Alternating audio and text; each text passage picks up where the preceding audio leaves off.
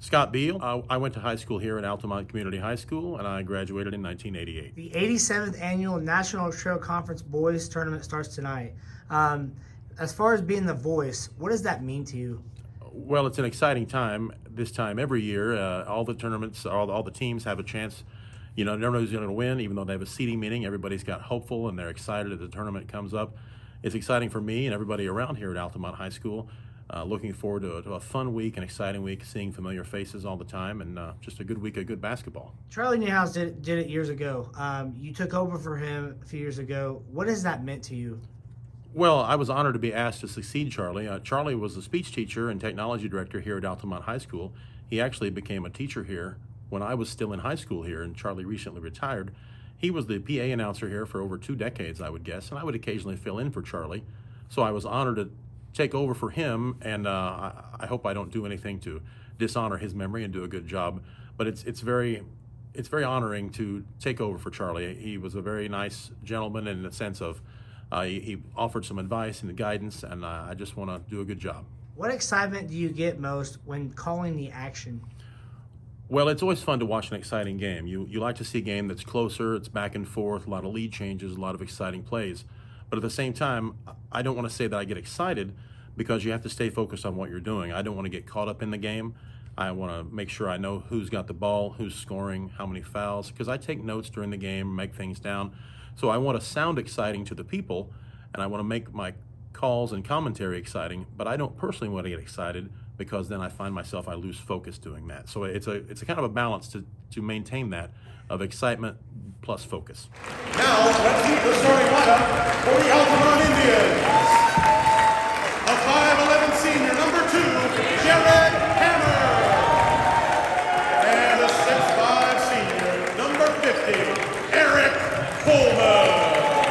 How long have you been doing this, not just for the tournament, but also for the Altamont Indians? Well, after Charlie Niehaus retired at the end of the 2018-2019 school year and I was asked to take over, this will be my 4th basketball season, but it's only my 3rd tournament because, as you know, many things were canceled during the year of COVID, so there was no tournament in 2021. Before that, I did fill in occasionally for Charlie. He was also the Scholastic Bowl coach, and sometimes he would have conflicts. So for the last 3 to 5 years, I would fill in once in a while, but I've taken over full-time now. This is my 4th season. When COVID happened, how did you handle that as being your 2nd year? Well, like so many things in COVID, they were unprecedented. We didn't know how to handle things, and I'm just a voice on a microphone. I was doing what the school had asked me to do. It wouldn't have surprised me at the time if they would have said, hey, we don't need you this year, and I would have understood that, because really there weren't spectators allowed in many of the gyms. Some schools didn't allow any. Some schools were allowing 1 spectator per player if they'd let 1 parent come, something like that. But I was glad that Altamont still had me do my job just like normal. I was here calling the game, making announcements as I always did. It was unprecedented, but I just tried to treat it like any other game. So for the people who were here, they got the same information they would if there was 50 people in the stands or 250 people in the stands. Let's just do what I can. What makes this tournament so special? Well, I think the first thing you'd want to point to is its longevity. This year's the 87th annual, and other than the COVID year, it's been held every school year for 87 years. And I think right there, I'm not an expert on Illinois high school boys basketball, but I'd wager there aren't too many other tournaments that have that streak of longevity. So right there's a special feeling to it when you think about the fact that this tournament started during the Great Depression.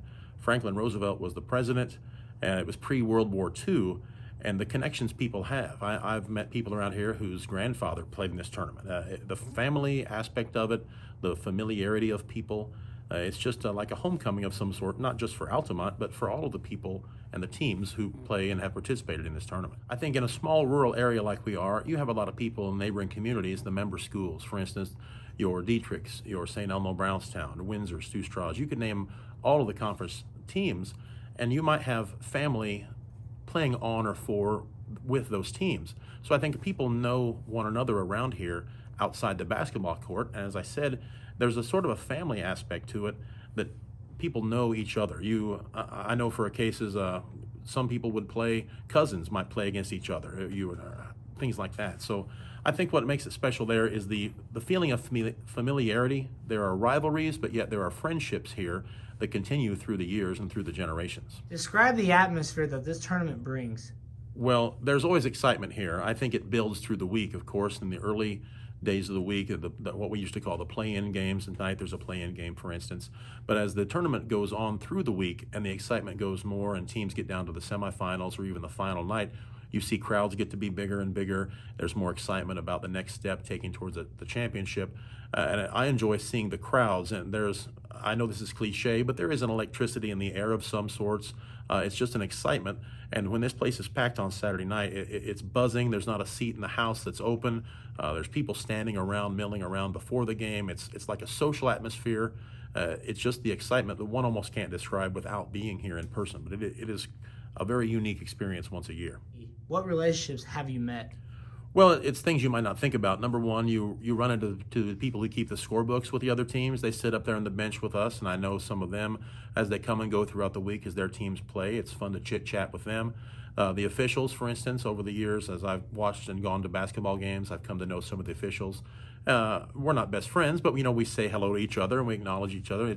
It's sort of like a very small, tight-knit community acknowledging one another for the job they do. They're professionals at what they do, and I try to do a good job too. The opposing coaches have always been very friendly if I go to them and ask how to pronounce a particular player's name. And obviously the administration here at Altamont High School has been very supportive. They're all very friendly, and it's great to have these relationships with people both in Altamont High School and around the other teams of the conference and the officials who make the tournament run at every level. What are the biggest obstacles that you face? Well, I'll tell you, I'm sure that coaches or administrators wouldn't like this, but I wish we had more time between games. Because when one game's over and they start that clock, and at the tournament, I believe it's typically 20 minutes, it flies by. For other people who might be warming up for a game or going to get to a hot dog or going to the restroom, the time goes quick. But in between games, I need to make sure I check the rosters if there is any difference between that. And there are 3 people up there keeping scorebooks. There's one from each team, and then there's the official scorebook of the tournament. And all those people have to exchange rosters, and it takes time to write the rosters down on each other's book. And I'm often the last one to get a look at one of those rosters. So I try to get those as soon as I can, and then if I have any questions about pronunciation, I try to track down both teams, and they're busy trying to warm up, and I don't want to bother them. So if anything, it sounds selfish, but I wish I had more time because I always feel like I'm running out of time and I won't be ready for the next game. But it's not really an obstacle. It's just more of a comfort thing. I'd like to be more prepared. Well, I've gotten a lot of support, in particular, first of all, from the people here at Altamont High School. It was very nice of them to offer me the job in the first place, not just for Altamont High School, but then de facto become the announcer here at the tournament. But the other people, the other coaches are always very friendly. They're very supportive. They're as helpful as they can be, as I said, pronouncing team players' names. That's my biggest fear is I butcher a kid's name. I don't want to do that. But I've really been supportive top to bottom. If I ask the administration for something, it's almost always, sure, we can do that. And I don't have crazy demands, but it's if I need to get something, hey, can I have some sort of information or can you get me this or that? They're always very good about it. The title game on Saturday night and the drum line at halftime, everything goes on at halftime. What goes through your mind? Well, much like the Super Bowl, it is sort of an extended halftime, so the players are down in the locker rooms longer than they would be at a normal game. But at the halftime, as you said, the drum line performs, but they also typically and traditionally present the National Trail Conference scholarship winners. So they introduce a boy and a girl from each school, I believe is how the process works. Usually the president of the conference or another official with the conference will come out and they will make those introductions, and those take a while, and they take photos, so that does that. Meanwhile, I'm looking at my notes. I'm trying to remember what happened in the first half. I'm making sure all my figures are accurate. Sometimes and I make mistakes, if I may have a score wrong incorrectly, I'll check with the scorekeeper next to me and find out where I might have gotten off, find out where I might have missed a foul here or there, find out who's got timeouts left, who doesn't. So I get ready for the second half in that sense. Plus, there's other things that go on. We might have a drawing. We might need to announce someone's left their headlights on. You just never know what's going to come up there because I get notes handed to me all the time. And in this day and age, I get text messages all the time from people saying, hey, announce this, announce that. We're having a drawing. We need to have this car moved. It's going to be towed. You just never know what's going to come at you. So you've got to be on your toes, and all that goes by during halftime, and then it flies by, and poof, you're ready for the next second half.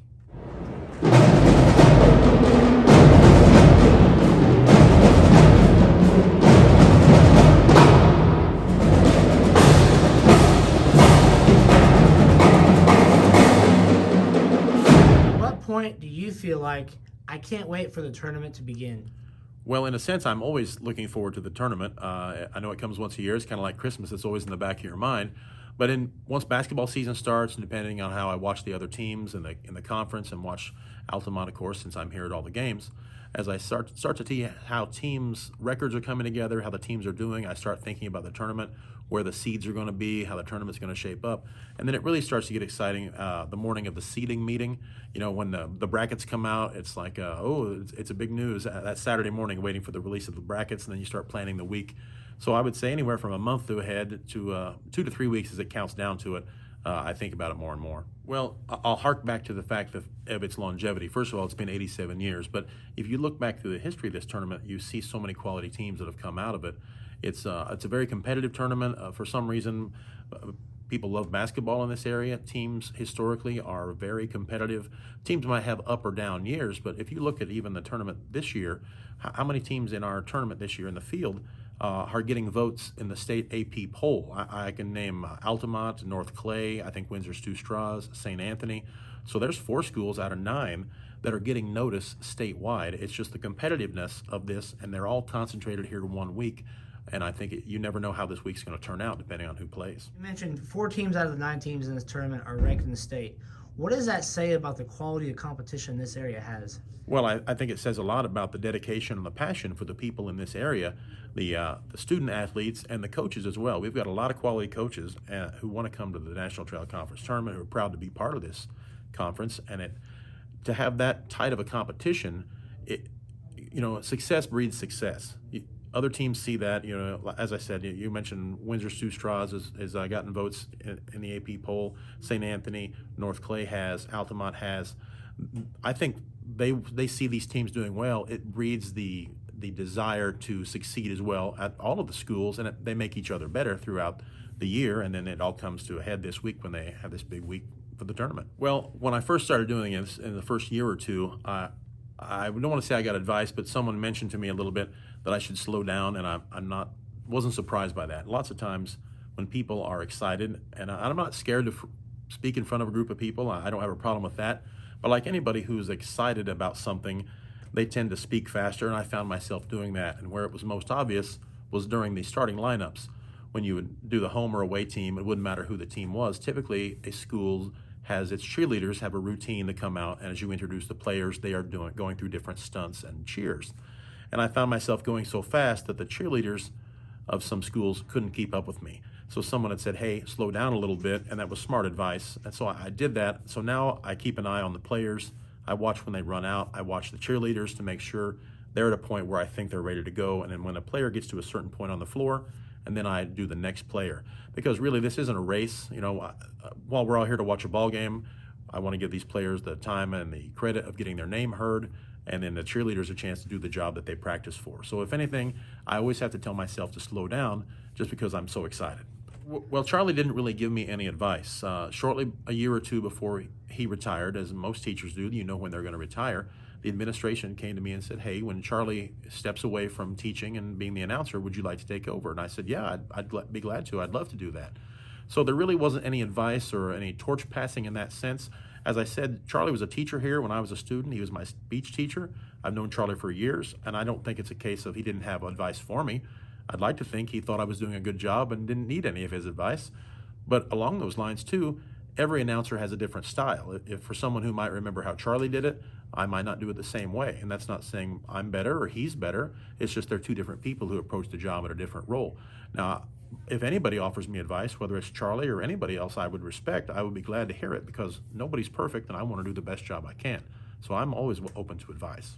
Well, this is only my 4th season, and as long as I do a good job, I'd like to continue doing it as long as I can, as long as my voice holds up and my health holds up, as they say. I enjoy coming to Altamont ball games. I came here before I was the announcer, and if I decide to step down, or if somebody else wants to do it and they'd ask me to step down, that's fine. I will still come to Altamont ball games, but I'd like to do it as long as I'm allowed to. It's a blast. Have fun. Scott, it was a pleasure to talk to you. I look forward to you being the MC for the 87th annual tournament this week, starting tonight. You do a great job, and the community looks forward to your call as well. Well, I hope everybody has a good time this week, as good a time as I do. I enjoy it. This is my 3rd tournament, 87th annual. I hope I'm around for the 100th. I know that'll be a big party. be a good time, and I'd love to be a part of it at least till then. I hope everybody has a good week this week, and Tyler, I'm glad you had the time to speak with me. Thank you.